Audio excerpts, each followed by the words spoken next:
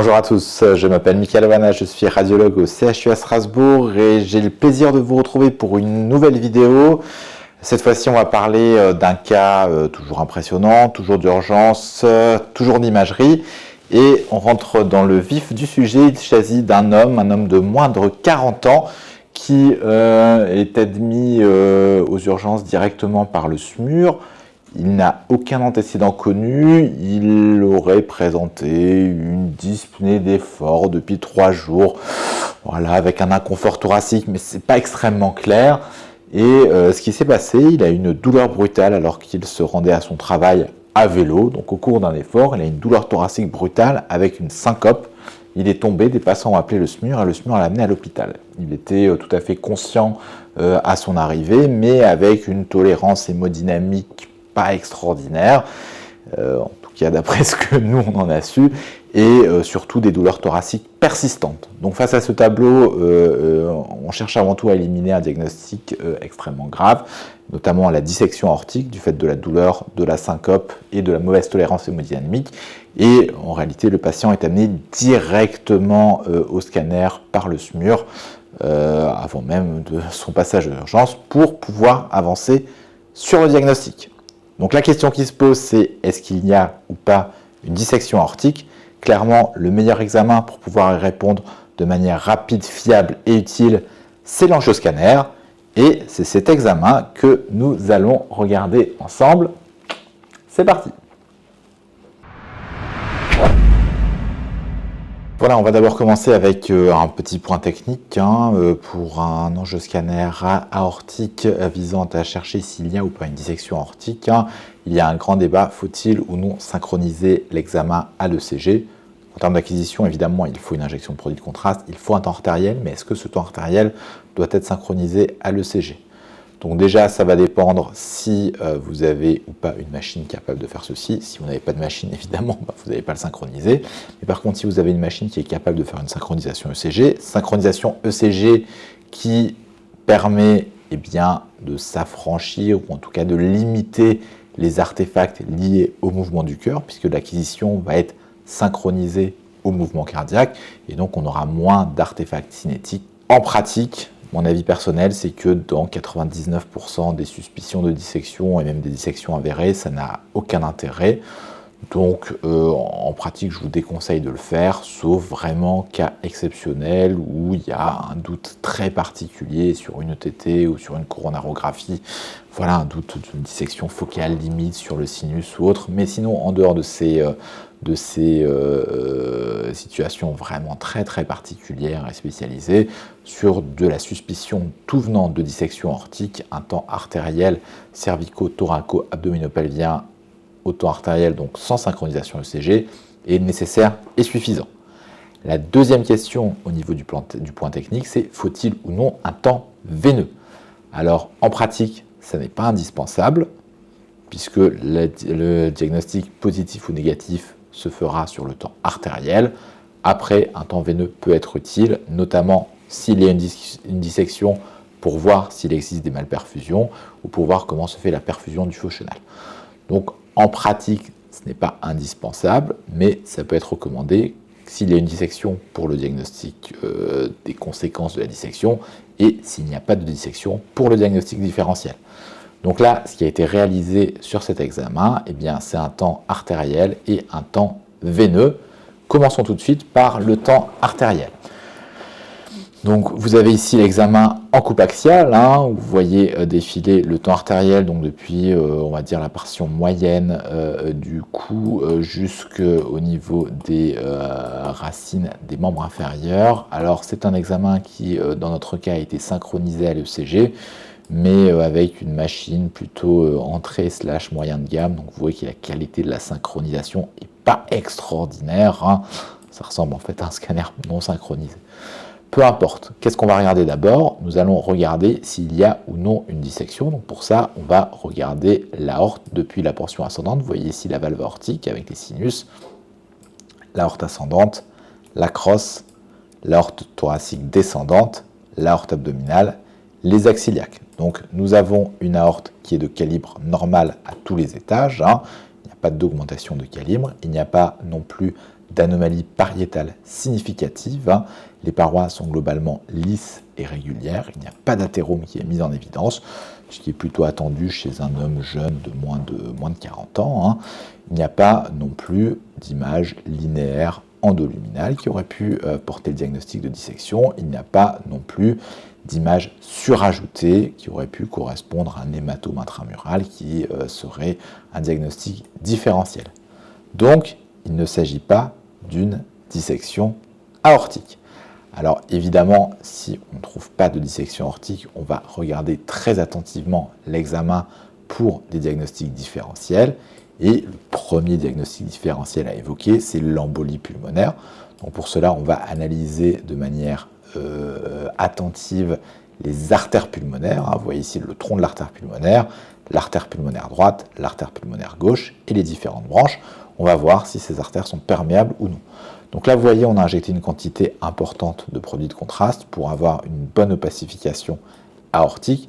Mais vous voyez qu'on a de la chance, entre guillemets, c'est voulu. On a également une bonne opacification de l'artère pulmonaire et de ses branches.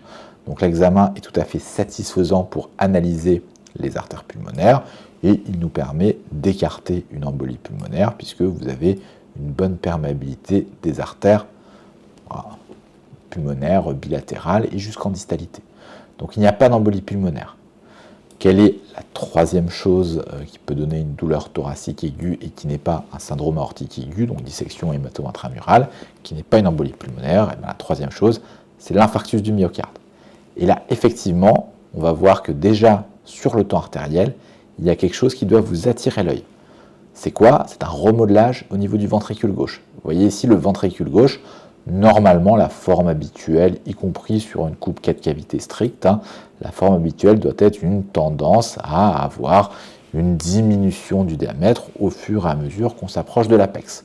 Là ici, qu'est-ce qui se passe? Vous avez un remodelage avec une dilatation de l'apex ventriculaire gauche qui apparaît un petit peu différent de ce qu'il doit être habituellement. Et quand on zoome et qu'on regarde de manière un petit peu plus attentive, eh bien, la couleur, le rehaussement, la prise de contraste au niveau du myocarde, eh bien, on peut avoir l'impression d'une prise de contraste qui semble un petit peu différente entre la partie extérieure du muscle et la partie intérieure du muscle. Ça peut faire suspecter un infarctus. Alors quand on voit ça, le réflexe à avoir, c'est si vous avez un temps veineux, c'est d'aller regarder le temps veineux. Voici ce fameux temps veineux. Eh bien, sur le temps veineux, cette différence de prise de contraste du myocarde devient franchement évidente. Vous voyez, on va serrer un petit peu la fenêtre. Vous avez là ici une prise de contraste normale. Et vous avez sur tout le côté intérieur, donc sur la partie endocavitaire ventriculaire gauche, eh bien, vous avez une hypodensité sous-endocardique qui touche eh bien, tout un territoire antérieur, septal et l'apex. Avec, vous le voyez ici, une extension au niveau du pilier qui apparaît nettement moins rehaussée que ce qu'il devrait l'être par rapport au reste du myocarde ou par rapport aux autres piliers, là ici le pilier postérieur. Donc effectivement, cette image là ici, elle est caractéristique, il y a un infarctus, c'est certain. Alors, est-ce que cet infarctus, il est récent ou est-ce qu'il est semi-ancien? Au scanner, évidemment, on ne va pas pouvoir le dire, mais l'histoire du patient plaide évidemment en faveur du caractère récent aigu de l'infarctus. Donc on peut tout à fait avoir un remodelage ventriculaire extrêmement rapide dans les heures qui suivent l'infarctus, c'est tout à fait possible. Donc, une fois qu'on a mis ceci en évidence, le réflexe à avoir, c'est d'aller regarder ce qui se passe au niveau des artères coronaires. Alors on va reprendre le temps artériel. Donc voici notre temps artériel. Je vous rappelle qu'il est synchronisé à l'ECG, mais qu'il n'est pas qualitativement extraordinaire. Donc vous voyez que les artères coronaires sont difficilement visualisables. Il n'y a pas de calcification coronarienne évidente. Par contre, vous voyez sur cette image, on a ici le tronc commun. Vous avez ici l'IVA, vous avez ici la circonflexe, et on a l'impression, si on serre la fenêtre comme ceci, et si on zoome, de voir un défect à l'intérieur de la lumière, dans ce qui serait à la distalité du du tronc commun, voire éventuellement au début, portion ostiale de l'IVA, avec quelque chose qui pourrait correspondre à une plaque non calcique qui serait responsable d'une sténose extrêmement serrée. Donc ça, évidemment, ça c'est le petit bonus. En pratique, sur un scanner, faire le diagnostic d'infarctus, c'est déjà extrêmement bien. Ça permet de faciliter l'orientation du patient, qui de toute façon aurait été rattrapé sur la base des données à l'ECG, mais également des données de la prise de sang. Le patient serait de toute façon allé en coronarographie, mais là, clairement, on peut l'envoyer directement sans aucune arrière-pensée. Donc là, le scanner a permis de poser le diagnostic positif d'infarctus, mais aussi d'avoir la cause potentielle, à savoir la présence d'une sténose serrée au niveau du tronc commun sur une plaque non calcique. Alors évidemment, on va regarder le reste. Donc au niveau du reste, quand on regarde ce qui se passe au niveau du parenchyme pulmonaire, eh bien, on a des anomalies qui sont caractéristiques d'une surcharge, d'une décompensation cardiaque, donc d'un OAP, avec des épaississements réguliers diffus sévères des septa interlobulaires, conséquence de l'insuffisance cardiaque gauche liée à l'infarctus, mais aussi avec du verre dépoli diffus, qui là ici est un petit peu plus déclive, en rapport là encore avec l'OAP secondaire à l'insuffisance cardiaque d'origine ischémique.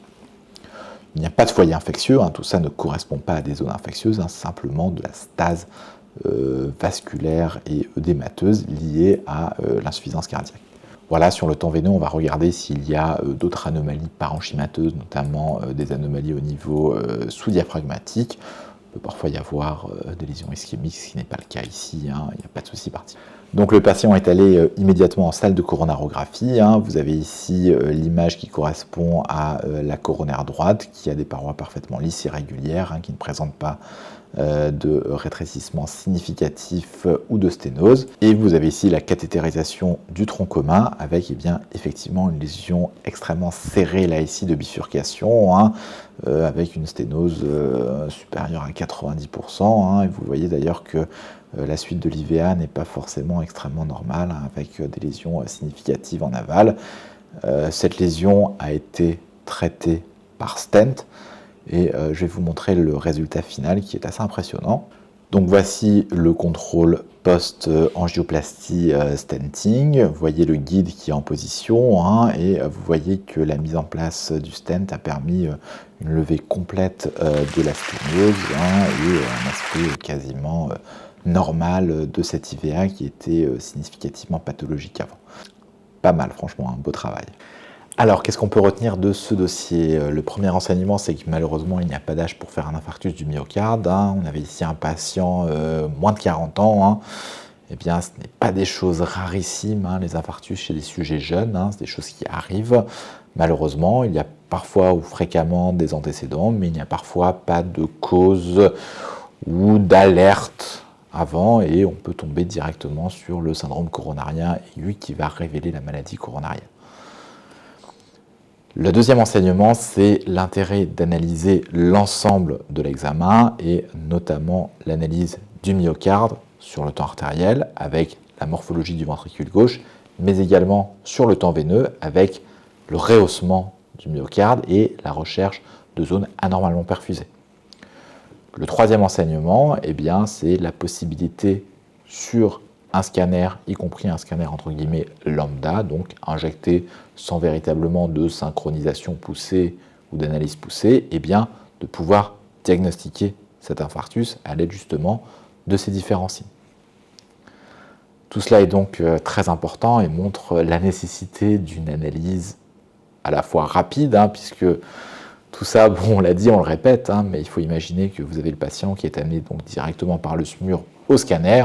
Le scanner est réalisé en quelques minutes, et vous avez les images qui apparaissent, et vous avez les médecins du SMUR qui sont là et qui veulent savoir si le patient a bien une dissection, où est-ce qu'il l'emmène, est-ce qu'il va au bloc directement ou pas, est-ce qu'il va aller en salle de choro, est-ce qu'il va retourner en déchocage. Voilà, tout ça, ça doit aller extrêmement vite, donc il faut pouvoir analyser toutes ces images, ces nombreuses images très rapidement pour pouvoir vraiment orienter, donner la réponse la plus précise et la plus utile possible. Voilà, c'était un joli cas intéressant. J'espère que ça vous aura plu. Je vous dis à une prochaine. Bye bye!